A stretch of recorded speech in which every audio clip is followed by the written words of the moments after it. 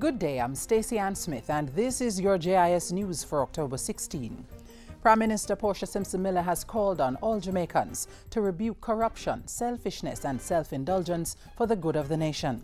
While delivering her message for National Heroes Day, Mrs. Simpson Miller said the future of the country depended on the unified effort of all its citizens.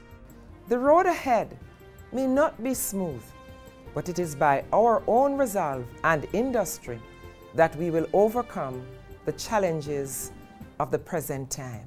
Opposition leader Andrew Holness meanwhile urged Jamaicans to protect the democratic legacy left by the nation's forefathers as we look to the future.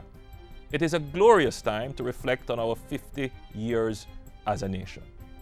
Take strength from our successes, correct the mistakes we have made, and plot the path for a brighter future. Both leaders were on hand Monday as the country publicly paid tribute to outstanding Jamaicans in the 2012 National Honours and Awards ceremony. Over 150 Jamaicans were recognized for their contribution in various aspects of public life. Government is calling on the private sector to come on board as it prepares a major development plan for the sports sector. The call came from the Minister with responsibility for sport, Natalie Nita Headley, on Sunday. What we're seeking to do at this time, certainly with infrastructure improvement, is to form those public sector, private sector partnerships, which I believe will assist in fast-tracking certainly the improvement to the National Stadium, the upgrade of the swimming pool at GC Foster, to have that refurbished. It hasn't been used in 2 decades. To have the own national swimming pool at the National Stadium also refurbished. To look at what we do with the Trelawney Stadium, all of which will serve as a package.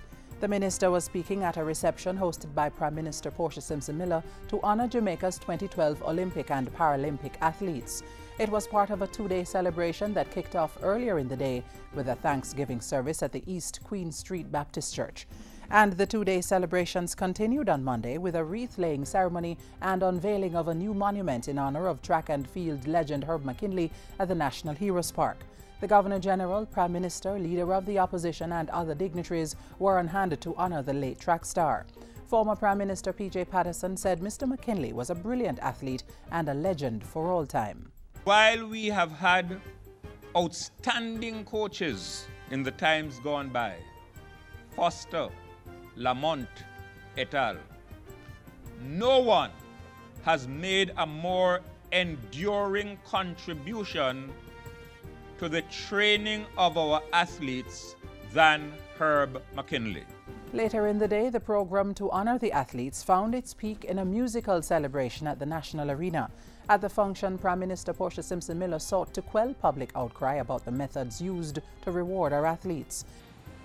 And we know we can never ever give you any reward that is as great as what you have done for your country. In other news, the Health Ministry has intensified its integrated dengue control response as both the clinically suspected and laboratory-confirmed cases rapidly increase. The ministry declared a dengue outbreak on October 11. As part of the response, the National Dengue Technical Working Group has been convened and the Emergency Operating Center has been activated at 2 to 4 King Street. Meanwhile, field activities to destroy adult and mosquito larvae has been intensified. Daily surveillance reporting from health facilities is enhanced and patient care services have been organized to minimize morbidity and mortality from dengue. Public education is also being done in the field. The ministry is appealing to members of the public to search for and destroy mosquito breeding sites in their environs and protect themselves from mosquito bites. Persons with severe symptoms of dengue, dengue hemorrhagic fever, and dengue shock syndrome are urged to seek immediate medical attention. Government is continuing discussions with the board of the International Monetary Fund, the IMF.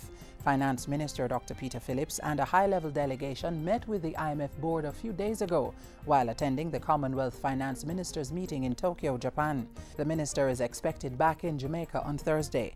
At his last press briefing on the IMF negotiations, Minister Phillips said the process to secure a new agreement remained on track. He said the IMF had broadly accepted the medium-term economic program that was signed off on by Cabinet as a viable starting point for negotiations. And that's it for JIS News today. I'm Stacey Ann Smith. Thank you for watching.